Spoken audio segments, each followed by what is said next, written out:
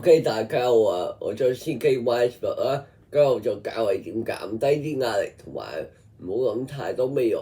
咁咧，未來在將來啊嘛，focus 定 focus 嗱，你要活在當下啊嘛，你咧就同埋咧，你啲驚係要令到你去面對。就好似你去咗間傳統學校學嘢，你留咗2年班都係要你學習噶嘛。你把皮咁咧就學習，咁咧就升班。我要升班，我要升班，唔係直接就升到噶嘛。人要行噶嘛，唔通隻馬同埋其他動物唔行啊？要把皮咁咧就要行噶嘛，個人。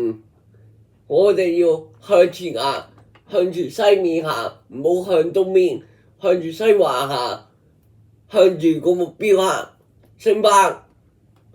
同埋你要定一個將來嘅目標，但係將來嘅目標你依家係未得嘅，係要升咗班先，俾信心自己。同埋咧，將來嘅嘢唔好諗住。活在當下，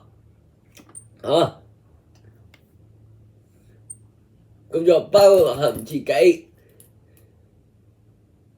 如果你想做鍾意嘅嘢，冇問題。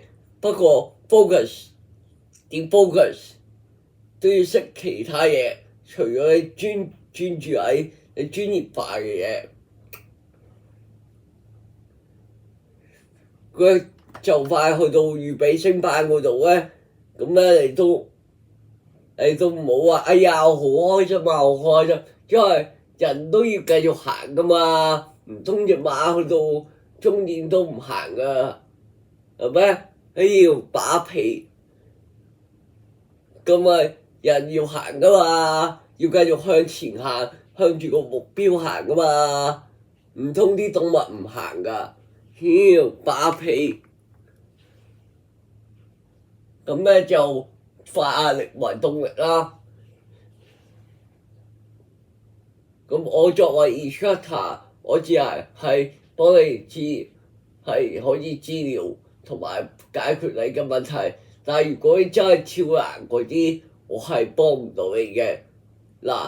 咁咧你同埋咧，你係要靠智慧去勝利你嘅壓力同埋你啲困難。你嘅困難，例如哎呀，點解生咗我出嚟你受苦啊？啲壓力咧，你要化壓力為動力啊！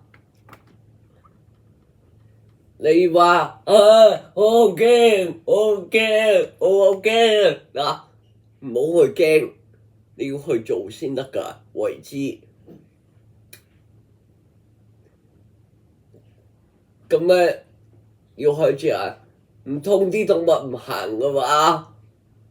動物要行噶嘛 ？OK，呢條片到此為止，希望大家有興趣觀看，拜拜。